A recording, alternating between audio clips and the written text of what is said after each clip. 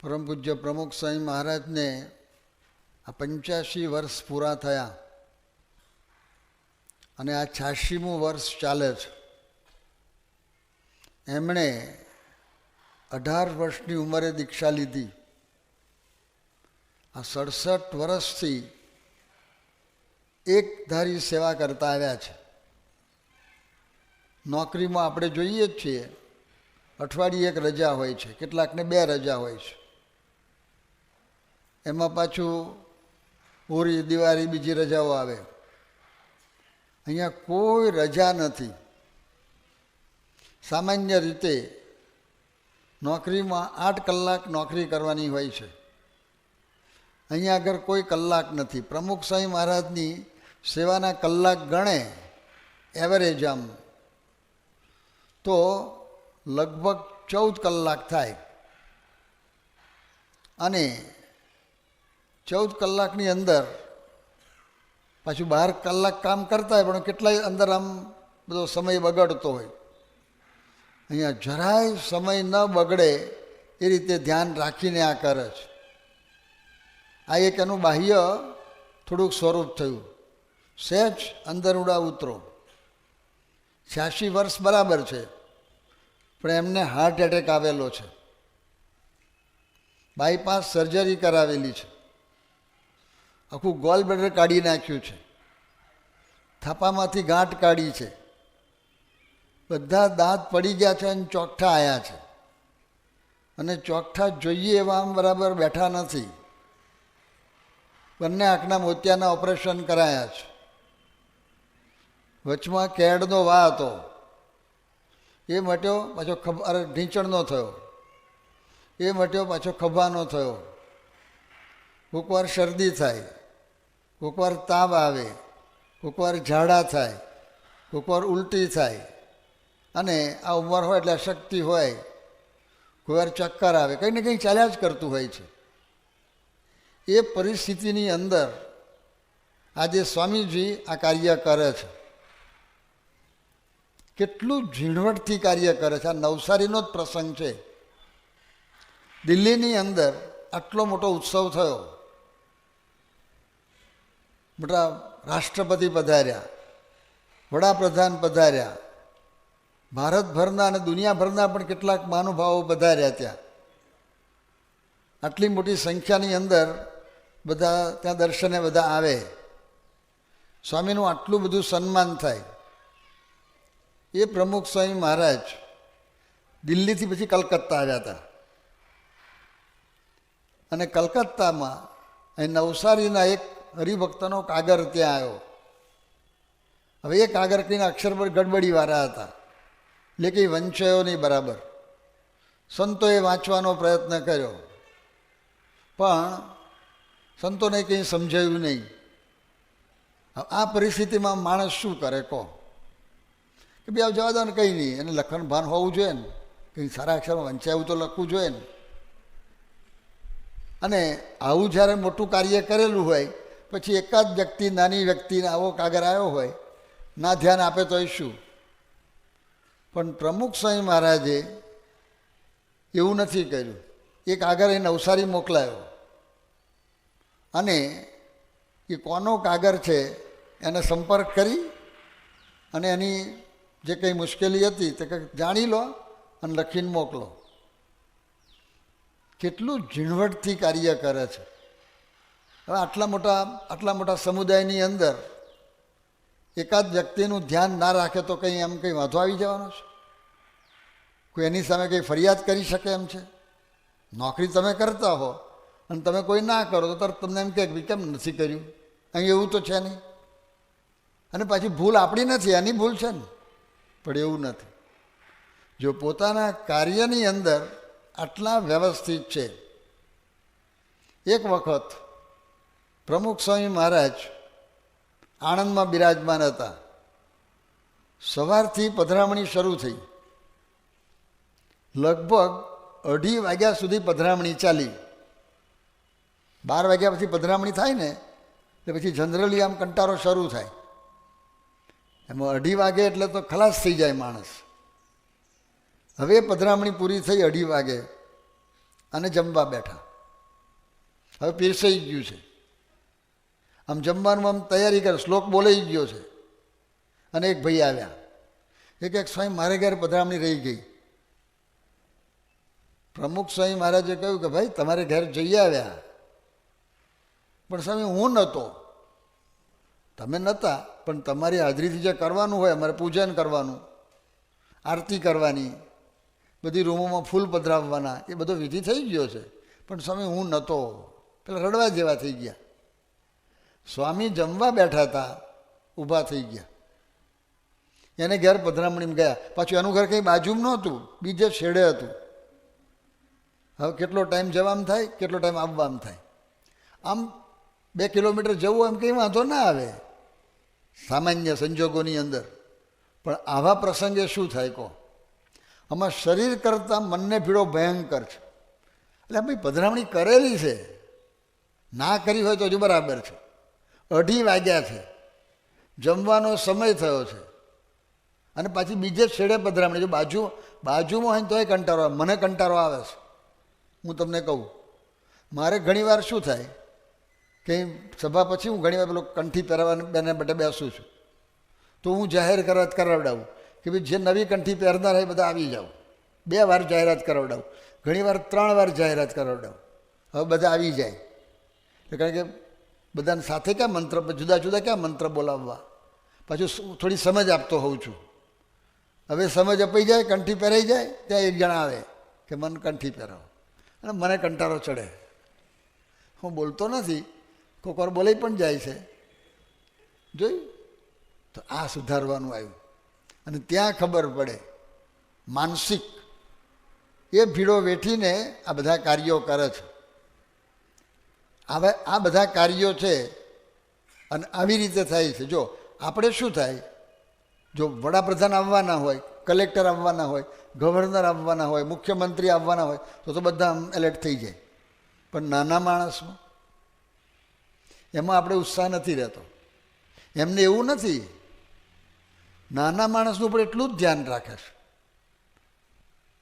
ગરીબ હોય, ગામડાનો હોય, અભણ હોય, એ બધા ભેદ આપણે જોઈએ છીએ. એ એની અંદર એનો ભાવ જુએ છે. આ થોડું શીખવાનું આ છે. અમુકમાં તો ઉત્સાહ રહે આપણને, બરાબર છે, પણ આવામાં ઉત્સાહ રહે ત્યારે એ સત્સંગ છે, સમજાયો કહેવાય. આવા કેટલાય પ્રસંગો છે. પ્રમુખ સ્વામી મહારાજ સારંગપુર જ્યારે પધારતા, પહેલાંની વાત છે, એક હીરો ભરવાડ હતો. તમારામાંથી કેટલાક ઓળખતા હશે.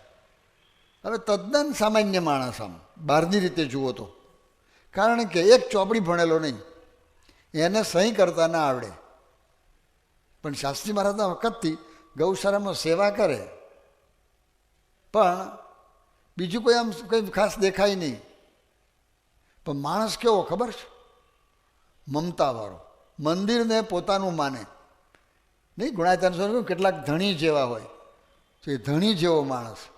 આમ બીજી આવડત નહીં. તમે એને કહો કે ગુણાતીતાનંદ સ્વામી અક્ષર કેમ છે એ બોલજો, એક અક્ષર બક્ષર ખબર ના પડે. એ તમારા અક્ષર બક્ષર તમે સમજો બસ. શ્રીજી મહારાજને પુરુષોત્તમ કેમ કહો છો કે બધા ક્યાં છે એટલે હું કહું છું, બીજું એને ખબર ના પડે.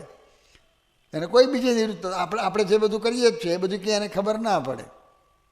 પણ એને મમત્વ જબરજસ્ત, બરાબર પોતાનું માનીને કામ કરે, અને કેટલો પ્રમાણિક. આજે આપણે છે ને બાહ્ય વસ્તુઓ જોવા ટેવાઈ ગયા, એટલે આપણને સત્સંગ બરાબર સમજાતો નથી. કોલેજની ડિગ્રી શું છે? અહીં ડિગ્રીઓ કામ લાગતી નથી. અહીં ડિગ્રીઓ વગર આપણા કેટલાય કાર્યકર્તાઓ છે અને કેટલાય સંતો છે, વગર ડિગ્રીવાળાને ઊંધો નાખી દે. આ એ ટાઈપનો માણસ. તો એ ત્યાં આગળ પેલું છાશ વહેંચે બધાને. બધી છાશ વધારે થાય ને, છાશ તો મંદિરમાં બધી છાશ વપરાય નહીં, તો છાશ પછી ગામના લોકોને વહેંચવાની હોય. તો એનું ઘર બધું ગામમાં હતું, અને ગામમાંથી બધા છાશ લેવા માટે આવે તો એના કુટુંબના સભ્યો આવે. પણ કોઠારીએ છાશનું પ્રમાણ જોઈને કહ્યું હોય કે ભાઈ બધાને 1 લોટો આપવાની, વધારે કે 2 લોટા આપવાની, એ જે પ્રમાણે હોય ક્વોન્ટિટી એ પ્રમાણે નક્કી કરેલું હોય. હવે એના સગા આવ્યા હોય, એનું જ કુટુંબ, ડાયરેક્ટ ફેમિલી, પણ કોઠારીએ કહ્યું કે એક લોટો આપવાનો, એક જ લોટો આપવાનો, બીજો શું કરે? એ તો જેટલા લોટા એટલા આપી દે ત્યાં, બસ. જોયું? એવું નહીં, એબ્સોલ્યુટ પ્રમાણિક. પ્રમુખ સ્વામી મહારાજાનો કેટલો મહિમા સમજે. મને લાગે છે કે દુનિયામાં પોતાને ત્યાં કામ કરનાર માણસનો આટલો મહિમા ભાગ્ય કોઈ સમજ્યું હશે. હીરો ભરવાડ પછી અશક્ત થઈ ગયો, મોટી ઉંમર થઈ એટલે. એ કેટલો પણ આમ મમત્વવાળો. એણે પ્રમુખ સ્વામી મહારાજે કહ્યું, સ્વામી મારાથી હવે આ સેવા થતી નથી, એટલે હું ઘેર રહીશ, આપ આવ્યા છે તો દર્શન આવી જઈશ, અને કોઈક વાર એવો પ્રસંગ હશે ત્યારે સમાગમ કરીશ. પ્રમુખ સ્વામી મહારાજ શું કહે છે? હવે જુઓ, એ કે કેમ નહીં, તમારે અહીં જ રહેવાનું, આ ઘર તમારું છે, તમે વર્ષોથી આ સેવા કરી છે, એટલે અહીં જ રહેવાનું. તમારે કામ હોય તો ઘેર જઈ આવવું, પણ રહેવાનું અહીં. 2 સંતોની નિમણૂક કરી, એકને એની ભોજન વ્યવસ્થાની, કે એને જે રીતે આ ઉંમરે અને એને જે કંઈ બીમારી હોય એને અનુરૂપ જે કંઈ ભોજન બનાવવાનું હોય તો એ ભોજન બનાવવાની વ્યવસ્થા એક જણે સોંપી, અને એક સંતને એની તબિયતનું ધ્યાન રાખવાનું સોંપ્યું, કે એને અવારનવાર તબિયત ચેક કરાવવાની, એની અંદર જે કંઈક ડૉક્ટરો દવા આપે દવા બરાબર એને મળી રહે અને લે એની વ્યવસ્થા ઊભી કરી. થોડા વર્ષો પહેલાં એ ધામમાં ગયા. પ્રમુખ સ્વામી મહારાજે સારંગપુરની આજુબાજુના ગામોના બધે ભરવાડ જ્ઞાતિના હતા. આજુબાજુના ભરવાડો બધાને ભેગા કર્યા, એને શ્રદ્ધાંજલિ આપી અને બધાને જમાડ્યા. 9 મણનો લાડુ કર્યો હતો. આટલો મહિમા તો જો નાનામાં નાના હરિભક્તનો મહિમા. એટલે સ્વામી આ બધું કાર્ય કરી શકે છે, આટલા મોટા કાર્યો થાય છે બધા. એનું કારણ શું છે? કે બધાની સાથેના આ સંબંધો જાળવ્યા છે. આજે મેં સવારે વાત કરી હતી કે કોઈ કામ એકલો માણસ કરી શકતો નથી. ગમે તેટલો સારો ડૉક્ટર હોય, પણ એને જો એનું દવાખાનું વ્યવસ્થિત ચલાવવું હોય તો એની સાથે સંકળાયેલા નાનામાં નાનો માણસ, એનો વોચમેન હોય ને, એની સાથે પણ સારો સંબંધ રાખવો પડે. તો પ્રમુખ સ્વામી મહારાજને આટલું મોટું તંત્ર ચલાવવાનો વિચાર કરો. અમે આ 770 સાધુ છીએ. હવે કોઈને પગાર આપવાનો નહીં અને કામ લેવાનું, અઘરું કામ છે. તમે જોજો, પગાર આપીને કામ લઈ શકાતા નથી. થોડો અભ્યાસ કરીએ ને એટલે ખ્યાલ આવે. પગાર આપવા છતાં પણ પૂરું કામ નથી કરતા, અને અહીંયા કોઈ પગાર આપવાનો નહીં અને કામ લેવાનું. બીજી વાત કે બહાર તો અમુક કલાક હોય છે ને, અહીં કોઈ કલાક છે? ત્રીજું, અઠવાડિયે એક રજા હોય છે, સંતોને કોઈ રજા છે? પાછું લગભગ મોટા ભાગના સંતો મહિનાના 5 નિર્જરા ઉપવાસ કરે છે. આજે 5મ છે તો આજે ઘણાનો ઉપવાસ છે. સવારે એક સંત મને મળ્યા તો કે આજે ઉપવાસ છે. કેટલાક સંતો મહિનાના 8 ઉપવાસ કરે છે. કેટલાક સંતો જ્યારથી દીક્ષા લીધી ત્યારથી એક જ ટાઈમ જમે છે. સર્વમંગલ સ્વામીએ લગભગ 25 વર્ષથી દીક્ષા લીધી છે, એક જ ટાઈમ જમે છે. કદાચ દૂધ કેવું છાશ કેવું લઈ લે થોડું, પણ જમતા નથી, એક જ ટાઈમ જમે છે. આ રીતનું તપ કરે છે. પાછા આવું ઘણું બધું કરે છે, અને છતાં બધા જ સ્વામીની આજ્ઞામાં રહે છે. એનું કારણ શું છે? તો એ આપણે જાણવાની જરૂરિયાત છે, એ આપણે શીખવાનું છે.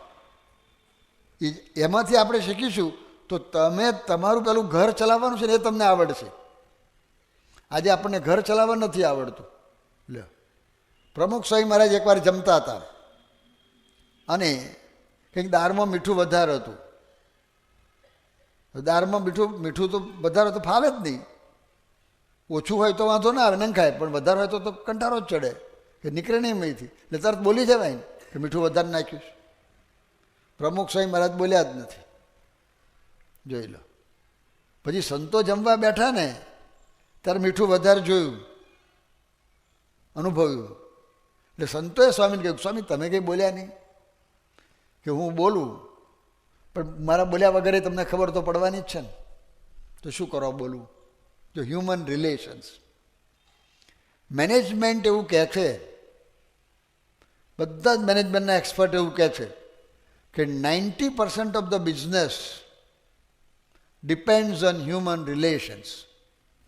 હવે એ વાત બિઝનેસમાં એકલામ લાગુ નથી પાડતી. તમારું ઘર સારું ચલાવવું છે તો તમારે આ શીખવું પડશે, બધાએ શીખવું પડશે. મંડળ ચલાવવાનું પછી, મંડળ તો હમણાં આપણે શરૂ કર્યા, એ પહેલાં ઘર તો હતું જ ને બધાય. આ બધા લાખો માણસો છે તો બધા ક્યાં મંડળ ચલાવે છે? અને આપણા હરિભક્તો જેટલા છે તો બધા ક્યાં મંડળ સંચાલક છે? પણ ઘર સંચાલક તો છે જ ને. તો ઘર સારું ચલાવવું હોય તો અહીંથી શીખાશે, કારણ કે એ મેનેજમેન્ટ છે કે તમારે ઘરના તમારા પત્ની પરણેલા હો તો તમારા પત્ની સાથે કેમ વર્તવાનું, તમારા પિતા હોય તો પિતા સાથે કેમ વર્તવાનું, તમારા માતા હોય તો તમારા માતા સાથે કેમ વર્તવાનું, તમારી ઘર દીકરો હોય તો દીકરા સાથે કેમ વર્તવાનું, ઘરમાં નોકર હોય તો નોકર સાથે કેમ વર્તવાનું. આ તો કોમન વસ્તુ છે ને. કદાચ ભગવાનનું ભજન ના કરતો હોય પણ એણે સારું જીવન જીવવું હોય તો આ જરૂરી છે ને, પણ એ એમાંથી શીખાય છે. પણ એની અંદર પ્રમુખ સ્વામી મહારાજ જે છે ને, એમની જે મેનેજમેન્ટની જે આવડત છે ને, એને જો ડિગ્રી આપવામાં આવે ને તો હાર્વર્ડ યુનિવર્સિટી એમને હીરા જડેલો ગોલ્ડ મેડલ આપે, એટલા આગળ વધેલા છે. હાર્વર્ડ યુનિવર્સિટી વિશ્વની યુનિવર્સિટીમાં એનો પહેલો નંબર આવે છે. હમણાં યુનિવર્સિટીનો એક સર્વે હતો, એનો MBA હોય પણ એ MBA કરતાં આગળ વધી જાય. હાર્વર્ડ યુનિવર્સિટીના MBA છે એ બધા મેનેજમેન્ટ કરતા છે, પણ એ બધે પૈસા આપીને કામ કરાવે છે. અહીં વગર પૈસે કામ કરાવે છે. અને આટલા બધા માણસો કામ કરે છે. પાછા એકાદ માણસ કરતો બરાબર છે, તમે બધા કાર્યકર્તાઓ છો એ રીતે કરે છે બધા. પાછું ખાલી આમ પૈસાથી કરે છે એવું નથી, એ અઘરું છે. આમ જરાક સ્વામી બોલે પૈસા આપી દે, પણ દેહે કરીને ઘસાય છે. તો આનું કારણ શું છે? પણ બે જ જાણવાની હવે જરૂરિયાત છે. એ જો મૂળ પ્રિન્સિપલ આપણને જો પકડાઈ જાય, આમ ધીરે ધીરે આમ જોતાં જોતાં કહ્યું કે અમને મેનેજમેન્ટની આવડત છે, પણ એ આવડતનું મૂળ શું છે એનું? કે એમનું લક્ષ્ય ભગવાન છે, એટલે આ બને છે. જો આપણું લક્ષ્ય ભગવાન બનશે ને તો આ બનશે. જો લક્ષ્ય બીજું થયું ને તો બધું નહીં, કંઈ તકલીફ થવાની, મોડી થાય તકલીફ. પણ લક્ષ્ય મારું અને તમારું, આપણું બધાનું લક્ષ્ય ભગવાન છે, તો જ આ કાર્ય થાય, નહીં તો થાય જ નહીં. તો એ સમજવાની જરૂરિયાત છે. એટલે એને માટે સ્વામિનારાયણ ભગવાને જે વાત કરી છે એ હું બોલું છું, મારી સાથે બધા બોલજો. સ્વામિનારાયણ હરે. શ્રી સ્વામિનારાયણ ભગવાને વાત કરી જે અક્ષરધામ આપણું નિશાન છે. બધું આપણે કરીએ જ છીએ. તમારા મારા કેટલાક ભણે છે, કોઈ નોકરી કરે છે, કોઈ વેપાર કરે છે, પછી એની સાથે સત્સંગની પ્રવૃત્તિ કરે છે. તમે બધા કોઈક મંડળ સંચાલક છો, જે કંઈ જુદી જુદી પ્રવૃત્તિ છે. પણ બધું કરીને આપણે કરવાનું શું છે? આપણું નિશાન અક્ષરધામ છે. જુદી જુદી આવડત પ્રમાણે, જુદા જુદા સંજોગો પ્રમાણે, સમય પ્રમાણે અમારા સંતોમાં છે તો કોઈ ભંડાર સંભાળે છે, કોઈ કોઠાર સંભાળે છે, તો કોઈ વળી પૂજારી તરીકે સેવા કરે છે, કોઈ ખેતી સંભાળે છે, કોઈ ગૌશાળા સંભાળે છે. પણ આ જે પાછા સંભાળતા હોય વળી પાછું અમુક પછી બદલાય પણ ખરું. પેલા આત્મકીર્તિ સ્વામી છે, હવે અત્યાર સુધી બાંધકામમાં હતા. સવારે વાત કરી હતી ને, 3 મંદિર બાંધ્યા, પણ હવે એમને કોઠારી તરીકે મૂક્યા. હવે બાંધકામનું રહ્યું નથી. એવું કોઈક વાર કંઈક પ્રસંગે બોલાવે જુદી બાબત છે, હવે એમને એ મૂક્યા. એ બધું બદલાયા કરે, પણ આપણું લક્ષ્ય બદલાતું નથી. આ એક બહુ જ આપણું કાર્ય વ્યવસ્થિત કરવા માટે શાસ્ત્રીજી મહારાજ, યોગીજી મહારાજ, પ્રમુખ સ્વામી મહારાજ અને આખી ગુરુ પરંપરા ભગતજી મહારાજને ગુણાયતાન સ્વામી અને આપણા ઈષ્ટદેવ સ્વામિનારાયણ ભગવાન, એ બધાનું જીવન, એમનું કાર્ય, એમનો ઉપદેશ, એ બધાનું વાંચન, મનન, શ્રવણ, ચિંતન, ચર્ચા, ગોષ્ઠી.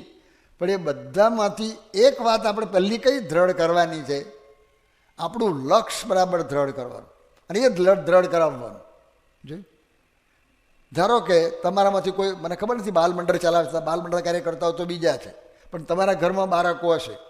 હવે તમે એને ભણાવતા હશો, પણ તમારે એને ભણાવતા હો અથવા ભણવાની પ્રેરણા આપતા હો, તો એને લક્ષ્ય બાંધી આપવાનું. શું લક્ષ્ય બાંધી આપવાનું?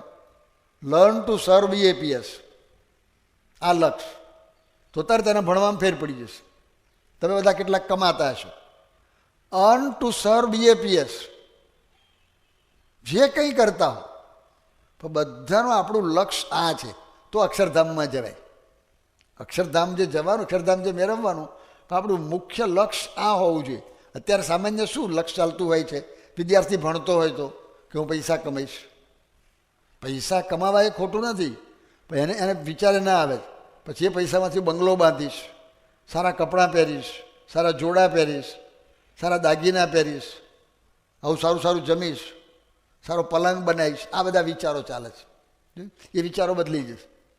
કદાચ એને સારું જમવાનું હોય તો જમી લેશે, નહીં જમે એવું નથી, પણ એનો વિચાર નહીં કરે.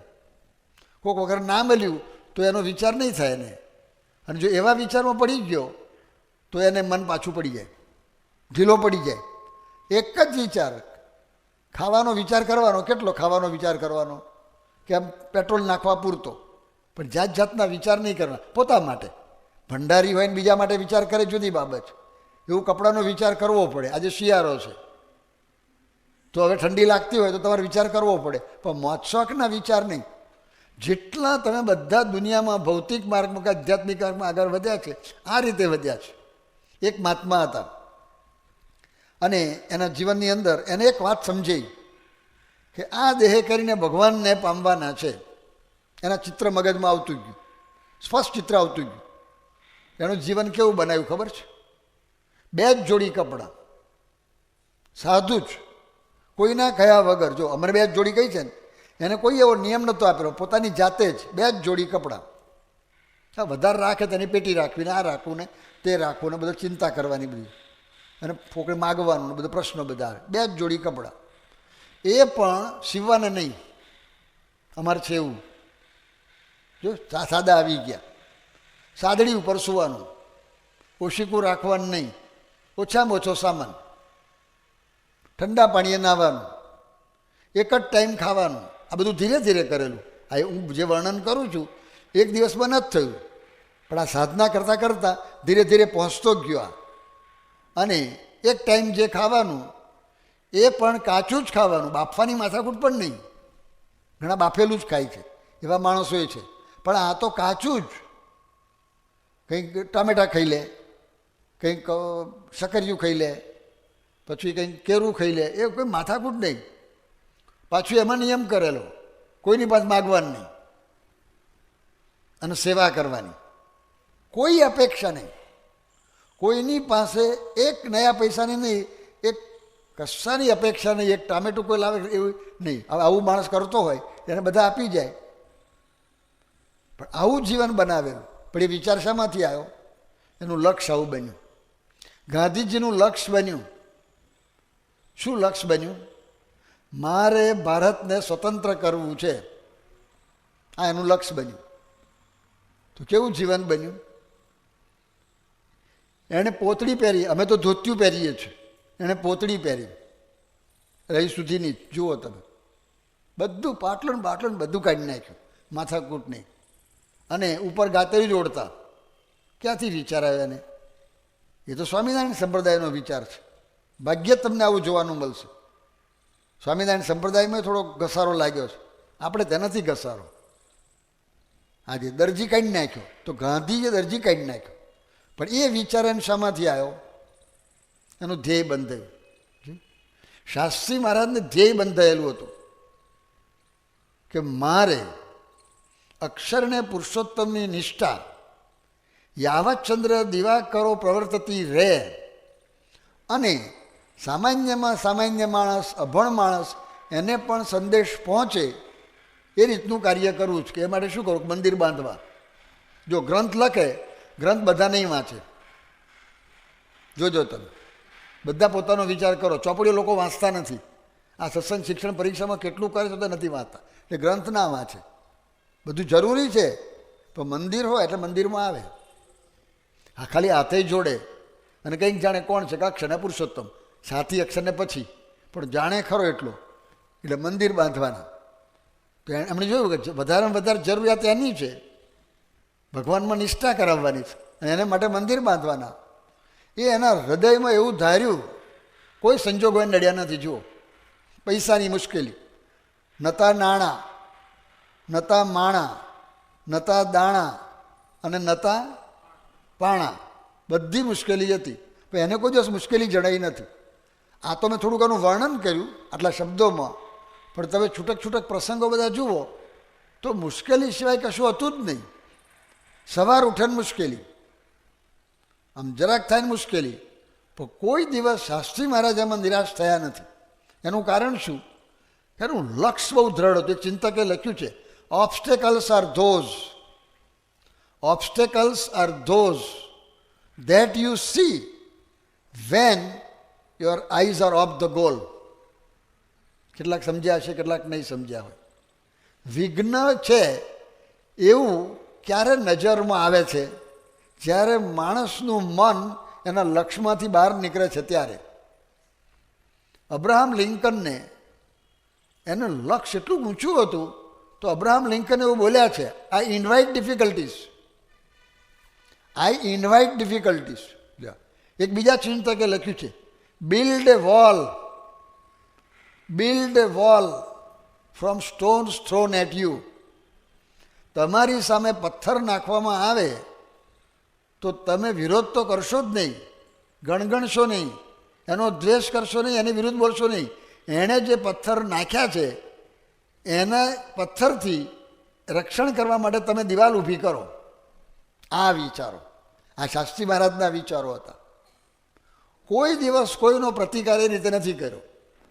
ગમે અને જેટલા બધા તમે મહાપુરુષો જોશો કે બીજા ભૌતિક માર્ગમાં જે આગળ વધ્યા છે બધા આવા વિચાર કર્યા. જુઓ તુકારામ, એની કોઈ ભૂલ નહોતી, પણ ગામના લોકોએ કેટલાક એવા હોય ને અજ્ઞાનીને એવા દેશી, એણે એનું અપમાન કર્યું, ભયંકર અપમાન.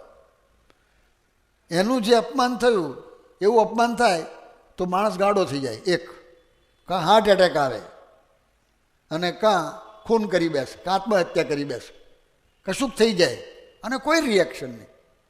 એને ગધેડા ઉપર બેસાડ્યો, ચલો એનો વાંધો નહીં, પણ અવરે ગધેડે બેસાડ્યો અને પૂંછડું હાથમાં પકડાયું, માથે મુંડન કરાયું અને ચૂનો ચોપડ્યો અને ગરામાં રીંગણને ગાજરની મારા આપી અને પેલા ડબલા ખખડાઈ અને ગામમાં ફેરવ્યા. અપમાન લાગે અને ભૂલ કંઈ હોય તો બરાબર, કોઈ ભૂલ નહીં, પણ એ ફેરવ્યા. આમાં આ પરિસ્થિતિમાં શું થાય? ભગવાનનું ભજન થાય? એને કોઈ ચિંતા નહીં. એણે વ્યવસ્થિત ભજન કર્યું. એના પત્ની નિરાશ થઈ ગયા કે આના કરતાં મરવું સારું કે આટલું અપમાન થયું. અને તુકારામે જવાબ આપ્યો. તુકારામ કે જો આપણા લગ્ન થયા ત્યારે વરઘોડો નહોતો ચડ્યો, તે હમણાં પાછળથી આવ્યો. સામાન્ય રીતે વરઘોડો પહેલો હોય, પણ આ નવી સિસ્ટમ, બધું નવું નીકળે છે ને, ત્યાં વરઘોડો પાછળથી નીકળ્યો. એમાં શું વાંધો છે? વરઘોડો જ કાઢવાનો છે, પાછળથી વરઘોડો કાઢ્યો. નવી પ્રથા, બધું નવું ઘણું નીકળે છે, ત્યાં નવી પ્રથા. એણે પોઝિટિવ લીધું. પછી બીજું પોઝિટિવ લીધું કે આ કેટલા દિવસથી શાક, આપણે તો શાક મળતું જ નથી, આપણી પરિસ્થિતિ શાક ખરીદવાની છે નહીં, તે અઠવાડિયું શાક ચાલશે, ચલો વાંધો નહીં. ત્રીજું કે આ માથામાં ખોડો થઈ ગયો હતો, તે કે કંઈ મુંડન કરવાના પૈસા નહોતા, ત્યાં મુંડન કરાવ્યું, ચૂનો ચોપડ્યો એટલે ખોડો સાફ થઈ ગયો. આ વિચાર, પણ એ વિચાર એને કેમ આવ્યો? આ ઉડા ઉતરણું. આ પ્રસંગ તો લગભગ તમે બધા જાણો છો, આવા ઘણા પ્રસંગો તમે જાણતા છો, પણ એ વિચારને ક્યાંથી પકડાયો? એ મૂળ વિચાર ક્યાંથી આવ્યો? એનો મૂળ વિચાર કયો? કે એનું લક્ષ્ય ભગવાન હતું. હવે તમે દુનિયાના કોઈ પણ માણસ તમે જુઓ અને જેનું લક્ષ્ય ભગવાન બન્યું છે ને, એ બધાની આવી દ્રષ્ટિ થઈ જાય છે. એ કોઈ દાડો નિરાશ થતા નથી. પ્રમુખ સ્વામી મહારાજની સાથે અમે 74ની સાલમાં આફ્રિકા ગયા. યોગીજી મહારાજ ધામમાં પધાર્યા પછી પ્રમુખ સ્વામી મહારાજનો પહેલો પ્રવાસ હતો આફ્રિકાનો, અને પછી ઇંગ્લેન્ડને બધે જવાનું હતું. એમાં અમને ખબર હતી કે આફ્રિકાની અંદર જોખમ છે, ગમે તે એ લોકો ધર્મગુરુઓને પણ પાછા મોકલતા એ ખબર હતી. એટલે લોકોના મગજનો વિશ્વાસ નહીં, એ ખબર હતી. એટલે સંપૂર્ણ વ્યવસ્થા કરેલી કે જોજો, હા બરાબર ખાતરી કરજો, બધાને કહેલું. અને ત્યાંના આપણા બધા જ વિચારશીલ બધા હરિભક્તોએ બરાબર બધું સંપૂર્ણ આયોજન કર્યું કે આવું કશું બને જ નહીં, એવી રીતે આખું ગોઠવેલું. છતાંય જતાં પહેલાં પૂછી લીધું, ભાઈ પાકું છે ને, કોઈ મુશ્કેલી પડે કે જરાય મુશ્કેલી, બધું ગોઠવેલું છે, આખો તખતો વ્યવસ્થિત છે. હવે અહીંથી ઉપડ્યા, મુંબઈમાં પોદાર કોલેજમાં વિદાય સમારંભ થયો અને અમે ઉપડ્યા અને ત્યાં પહોંચ્યા નૈરોબીના એરપોર્ટ પર પ્લેન ઉતર્યું અને પ્લેનની બારીમાંથી આમ જોઈએ તો હજારો હરિભક્તો એરપોર્ટ પર ઊભેલા સ્વામીના સ્વાગત માટે, અને અમે આનંદમાં હતા. અને એમાં એક આફ્રિકન ઓફિસર આવ્યો કે હું શાસ્ત્રી નારાયણ સ્વરૂપદાસ. એટલે અમને એમ કે આ સ્વાગત માટે આવ્યા હશે, કે એ શાસ્ત્રી નારાયણ સ્વરૂપદાસ. એ તો ઓર્ડર કાઢ્યો કે એમને નીચે ઉતરવાનું નથી. મારો એકદમ સીધો બોમ્બ ફોડ્યો, નીચે ઉતરવાનું નહીં. એરપોર્ટ પર ઉતરી શકાય, અંદર બહાર ના જ જવાય, ઇમિગ્રેશનની બહાર, પણ એરપોર્ટ પર નીચે તો ઉતરવાનું જ નહીં. નીચે જ પ્લેન ઉપર એની ધરતી પર પગ જ નહીં મૂકવાનું, એવો ઓર્ડર લઈને આવ્યો થારીનો. હવે જોજો, હવે જે ભજન કરે છે, જે ભગવાનમાં નિષ્ઠા છે, એનું ટેસ્ટિંગ થાય. તો પ્રમુખ સ્વામી મહારાજનું પેટનું પાણી હાલ્યું નથી. તરત જ એણે જોયું કે આ પ્રોબ્લેમ શરૂ થઈ ગયો છે, એટલે એમણે તરત જ નિર્ણય બદલવા માંડ્યા. એમણે કહ્યું કે 4-5 સંતો થોડાક ઉતરી જાઓ અને અમે પાછા જઈએ, પણ આપણો કાર્યક્રમ બગડવો ના જોઈએ, ચાલુ રાખો. એ હજુ ગોઠવણી ચાલે છે, કોને ઉતરવું શું કરવું. અને ત્યાં કંઈક બીજો ઓર્ડર આવ્યો કે શાસ્ત્રી નારાયણ સ્વરૂપદાસ હોલ પાર્ટી કોઈએ ઉતરવાનું નથી અને બધા પાછા જાઓ. અમે 14 જણા, બીજા બે પેલા યુવકો બધા હતા. આખો સંઘ શોક. આમ હવે આ બાજુ એરપોર્ટ પર જોઈએ જ છે, હજારો હરિભક્તો ઊભા છે, અને અમારે પ્લેનમાંથી આમ લીલા તોરણે કહે છે ને, જે પ્લેનમાં આવ્યા હતા એ પ્લેનમાં સીધા પાછા. અમે મારી દશા કેવી હતી હું વર્ણન કરું તમને, કે ઉતરેલી કઢી પીધી હોય, ઉતરેલી, હા, તાજી કઢી નહીં, એમાં તો મજા આવે. ઉતરેલી કઢી પાછી ખાટી, અને જોડે ખોરું દિવેલ પીધું હોય. અમે દિવેલ પીવો તો બગડી જાય, પણ એમાં ખોરું દિવેલ, એ કેવી દશા થાય. મારી દશા એવી હતી, કોઈ વિચાર ના આવે, મગજ શું ગુમ થઈ ગયેલું. અરે શું જવાબ આપશું, લોકો પૂછશે. હવે મને ક્યાં પૂછવાના હતા. પ્રમુખ સ્વામી મહારાજ મુખ્ય છે, આપણે ક્યાં મુખ્ય છે, પણ હું મુખ્ય નહોતો તો આમાં મુખ્ય થઈ ગયો.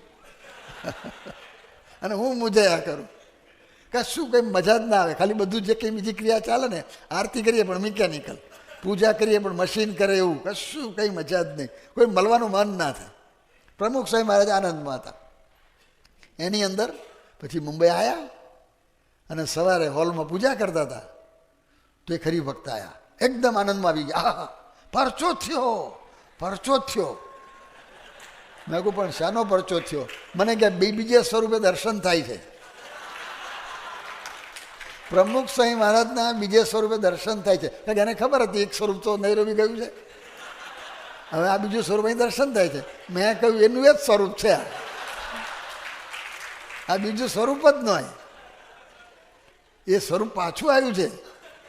હવે આ શોખ લાગે કે ના લાગે, પણ એની અંદર શોખ ન લાગ્યો. આ આપણે શીખવાનું છે. આ જે મેં વાત કરી ને, એ હાર્વર્ડ યુનિવર્સિટીમાંથી ગોલ્ડ મેડલ સાથે PhD મેળવવા જેવું કામ છે. કેટલી પ્રેક્ટિસ કરી હોય, કેટલું મનન કર્યું હોય, ચિંતન કર્યું હોય, કેટલું મહારાજનો હોય તો આ રહે, નહીં તો ના રહે. આવા કેટલાય પ્રસંગો બન્યા છે. મેં તમને એક બહુ એકદમ મોસ્ટ આઉટસ્ટેન્ડિંગ એક આ પ્રસંગનું વર્ણન કર્યું. બીજો એક પ્રસંગ, લંડનની અંદર મંદિર કરવાનું, અને બધાએ ત્યાંના કાર્યકર્તાઓ બુદ્ધિશાળી, વિચારશીલ, ત્યાંના કાયદા, તેની રીત રિવાજ બધું જાણવાવાળા, બધો કમ્પ્લીટ બધો સ્ટડી કરીને હેરોની જગ્યા નક્કી કરી, અને બધું લાગ્યું કે એમાં આપણને પરમિશન મળશે. બધાને લાગ્યું, અને જમીન લઈ લીધી. અને પછી જ્યારે બાંધકામની વાત આવી, પરમિશન, તો કે પરમિશન નહીં મળે. બાંધકામની, તમને મંદિર બાંધકામની પરમિશન નહીં મળે. હવે આટલો મોટો ખર્ચો કરી નાખ્યો અને આ પરમિશન નહીં મળે. એટલે તે વખતે પ્રમુખ સ્વામી આટલા ધ્રમા હતા, બધા નિરાશ થઈ ગયા, રડવા જેવા થઈ ગયા, કેટલાક તો સૂનમૂન થઈ ગયા. કારણ કે લોકોને જવાબ શું આપવો? તમારું પોતાનું કામ હોય તો બરાબર છે, તમારે 2 જણે જવાબ આપવાના, આ તો પબ્લિકને જવાબ આપવાના. કોઈ 15 પાઉન્ડ આપ્યા હોય એ કે ભાન પડે છે કે નહીં, ખરીદતા પહેલાં વિચાર ના કરવો જોઈએ, પરમિશન નથી મળી તો અમે પૈસા આપ્યા નાખે. હા, એને જવાબ શું આપવો? આ મુશ્કેલી થઈ ગઈ. અને પ્રમુખ સ્વામી મહારાજને સમાચાર આપ્યા તો આમ અડધા રડતા જેવી જ પરિસ્થિતિમાં. પણ પ્રમુખ સ્વામી મહારાજ બોલ્યા, જો આ ભગવાન, હું કહું છું ને, લક્ષ પેલું હોય તો કામ બરાબર થાય, નહીં તો ઢીલું પડી જવાય.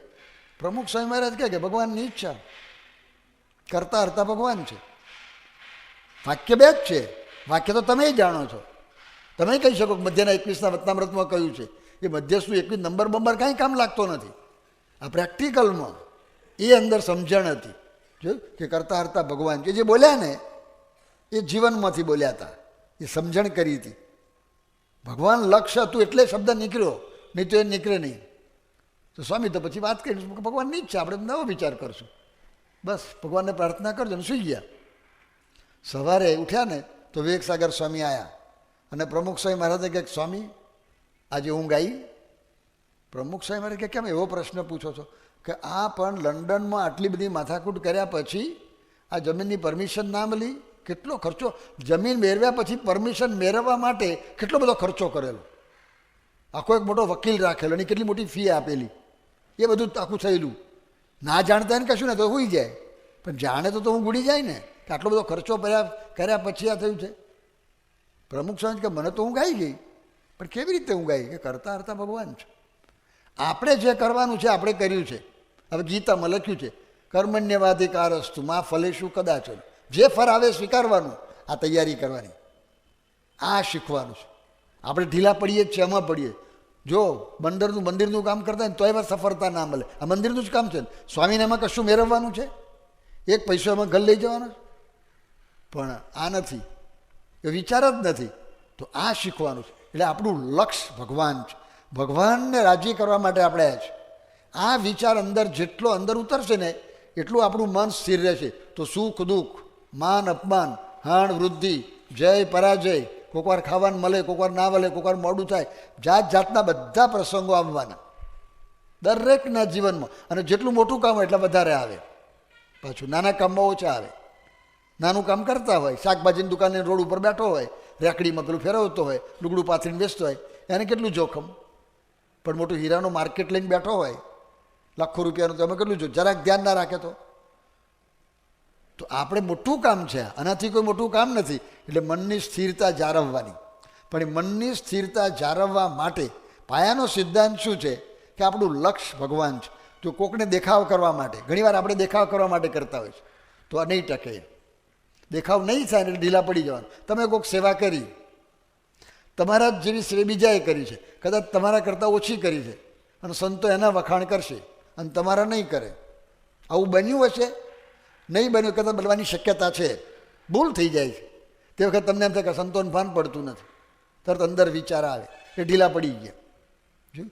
એમાં વળી કોઈક પાછો કોકને જઈને કહે એટલે એને પાછો ભાવ નાખે, હખર ડખર ચાલે. એ બધું કામ બને છે કે આપણું લક્ષ્ય આપણે ચૂકી ગયા. તો શાસ્ત્રી મહારાજ, યોગીજી મહારાજ કે પ્રમુખ સ્વામી મહારાજ, એમણે જે આ બધા કાર્યો કર્યા છે, જે આપણે કેટલુંક દેખાય છે, પણ એ બધા કાર્યો પ્રવૃત્તિ છે, પણ એની પાછળ એમનું લક્ષ્ય ભગવાન હતું.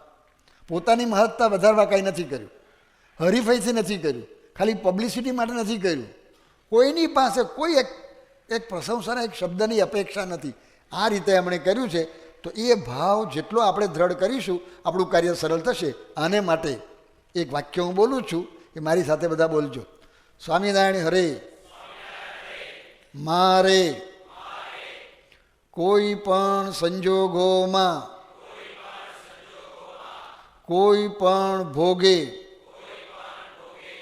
એક કેવર શ્રી સ્વામિનારાયણ ભગવાન, શ્રી ગુણાતીતાનંદ સ્વામી, શ્રી ભગતજી મહારાજ, શ્રી શાસ્ત્રીજી મહારાજ, શ્રી યોગીજી મહારાજ અને શ્રી પ્રમુખ સ્વામી મહારાજને જ કેવર અતિશય રાજી કરવા જ છે, કરવા જ છે, કરવા જ છે. આ એક નિશાન, એક જ નિશાન હોય તો આ બધાનું એક નિશાન. બધાને આ વિચાર નાખતા. અત્યારે આપણે શબ્દ બોલ્યા, તો પછી એને પ્રેક્ટિકલ કરતા જવાનું. કે કોઈ પણ કાર્ય કરો તો વિચાર કરવાનો કે આમાં ભગવાનને સંત રાજી થાય કે હા રાજી થાય. તમે પૂજા કરો એમાં ભગવાન સંત રાજી કે નહીં, પણ પૂજા કરતાં કરતાં જે ખાસ જરૂર ના એવી વાત કરો તો એમાં રાજી થાય તો એ કાઢવાનું. એટલે સતત વિચાર કરતા રહેવાનો. આ તો એક પૂજાની વાત કરી, એમ આરતીનો વિચાર કરો, તમારા વેપારનો વિચાર, બધાનો. કે સિનેમા જોવાથી ભગવાન રાજી થાય, ખાલી જગ્યા પૂરો થાય તો નહીં જોવાય, તો નથી જોતા આપણે. પણ સિનેમાનું બોર્ડ જોઈએ જ છે તો બદલવાનું. ક્રિકેટની મેચ જોવાથી રાજી થાય, અઘરું આવ્યું તમારું લેસન. કે બીએપીએસ બરોબર, કે મેચમાં શું વાંધો હતો? મને પ્રશ્ન હતો, તમારી વાત નથી, મારે પ્રશ્ન હતો. 61ની સાલમાં દીક્ષા લીધી મેં. 70ની સાલની અંદર હું એવું માનતો હતો કે ક્રિકેટની મેચ જોવામાં વાંધો નહીં, હું માનતો હતો. અને મેં જોઈ, હું તમને કહું છું, જોગી મહારાજની હાજરીમાં જોઈ. જોગી મહારાજ નીચે ગ્રાઉન્ડ ફ્લોર ઉપર છે અને અમે બીજે મારે ઉપર ક્રિકેટની મેચ જોતા હતા. લંડનની વાત કરું છું. આ તો બધું તંત્ર બધું સાદું થયા જ છે, પણ આવી ખામી આવી જાય. પછી સ્વામી આગળ વાત નીકળી તો મેં સ્વામીને કહ્યું, મેં કહું સ્વામી, આ ક્રિકેટ તો નિર્દોષ કહેવાય. કારણ કે એમાં કોઈ સ્ત્રી પાત્ર છે જ નહીં. અને તે વખત આવી જાહેરાત કે આવતું હતું. અત્યારે તો જાહેરાતો બહુ પહેરી ગઈ, એટલે એમાં થોડું એટલે તો જોવાય જ નહીં. પણ એમાં જાહેરાત કે હતું જ નહીં કશું, ખાલી મેચ જ હતી. જોગી મહારાજ કે ભલે નિર્દોષ હોય પણ આપણે ના જોવાય. પછી ને જ જોઈ. પણ આ કહેવાની વાત શું છે કે આ રાજી કરવાના એક નિશાન તો જ કામ થાય, નહીં તો કામ થાય જ નહીં. એક જ વાત કહીને પૂરું કરું છું કે દ્રૌપદીનો સ્વયંવર હતો અને દ્રૌપદીના ગુણ બધા લોકોએ સાંભળેલા. એટલે બધા તૈયાર થઈને આવ્યા. એટલે બધા સારા લુગડા પહેર્યા, દાગીના પહેર્યા, વાર બાર વ્યવસ્થિત ઓર્યા, અત્તર છાંટ્યું, એનાથી છાપ પાડી દે. અહીં આવ્યા તાર પ્રોગ્રામની ખબર પડી કે અહીંયા લુગડા જોવામાં નહીં આવે, અમારા તમારા દાગીના જોવામાં નહીં આવે, તમારામાં કેટલા પૈસા છે જોવામાં નહીં આવે, તમારી આવડત જોવામાં આવશે. અને આવડત શું હતી? એક પાણીનો હોજ બનાવેલો, એ હોજની અંદર વચમાં થાંભલો રોપેલો અને થાંભલાની અણી ઉપર પક્ષી મૂકેલું અને થાંભલામાં વચમાં ત્રાજવા બાંધેલા. અને એ થાંભલા ઉપર ચડી તાજવાના પલ્લામાં પગ મૂકવાના અને ઉપર જે પક્ષી મૂક્યું છે એનું પ્રતિબિંબ નીચે પાણીમાં જોવાનું. એટલે જોવાનું નીચે અને વીંધવાની એની આંખ, જમણી આંખ. એટલે આ બધાએ જોયું ને એટલે બધાએ દ્રૌપદીને કે જય સ્વામિનારાયણ. દૂરદર્શન, ટેલિવિઝન, તમારા દર્શન દેવ સાધવ, દર્શનથી અમે કૃતાર્થ થઈ ગયા. લગ્નના બધા વિચારો ઠરી ગયા. પણ કેટલાક બરિયા હતા, એને કહ્યું કે વાંધો નહીં, હવે થાંભલા પર ચઢવાનું એ જ મુશ્કેલ હતું. એમાં ખીલા ખોટ્યા ન હતા, એમ પગ ઉપર મૂકીને જાય. એમાં તો એમ એમ ચડવાનું હતું, તો બહુ અઘરું. એટલે એમાં જ કેટલાક તો ફાયા નહીં, પણ કેટલાક ચડ્યા ને પછી તાજવામાં પગ મૂક્યો તો 5 મિનિટ તો તાજવું સ્થિર જ ના થાય, સહેજ આમ ગરમ ભરી જાય. તો પછી પણ તો બહુ સ્થિર કર્યું આમ મન માથાકૂટ કરીને.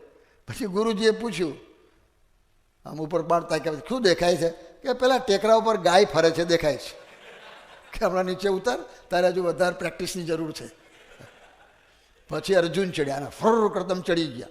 1 સેકન્ડમાં તો તાજવું સ્થિર કરી દીધું. લોકોને લાગ્યું આ કંઈક જુદો લાગે છે. 1 જ સેકન્ડમાં તાજવું સ્થિર કર્યું.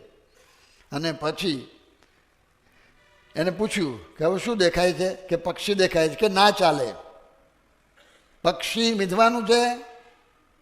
શું વીંધવાનું છે? આંખ. તો પક્ષી દેખાય એ ના ચાલે, પાછા વળી જાઓ.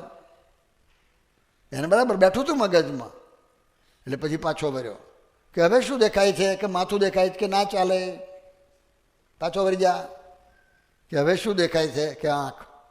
હવે વીંધ. તો આ સંદેશ છે શાસ્ત્રી મહારાજના જીવનમાં, ભગતજી મહારાજના જીવનમાં, યોગીજી મહારાજના જીવનમાં, પ્રમુખ સ્વામી મહારાજના જીવનમાં આ છે. એક જ લક્ષ્ય, એક ભગવાનને રાજી કરવાના બસ, અને ગુરુને રાજી કરવાના. તમે શું સારા કહો, નરસા કહો, ના કહો, જે તમને ઠીક લાગે તમે કરો, એ તમારે નિર્ણય કરવાનો. મારું લક્ષ્ય એ જ વિચાર કરતા રહેવાનું. એ દિશા જો આપણે પકડીશું તો આપણે એક જુદી પ્રકારના કાર્યકર બનીશું. કાર્યકર કરી અને કોઈ છાપ પાડી દેવાની નથી, પણ આપણું જીવન આપણે બનાવવાનું છે. તો આ વિચાર એને વધારે ને વધારે બધા દ્રઢ કરતા રહેજો. અને એની અંદર જેટલા આગળ વધીશું તો આપણું જીવન કોઈ વિશિષ્ટ બનશે અને જે આપણો સંકલ્પ છે BAPS વર્લ્ડ બેસ્ટ એ નિશાન તરફ આપણે આગળ વધીશું. એમાં આગળ વધવાનું, ઊંડા ઉતરવાનું, બધાને વિશેષ બળ મળે, પ્રેરણા મળે એ પ્રાર્થના.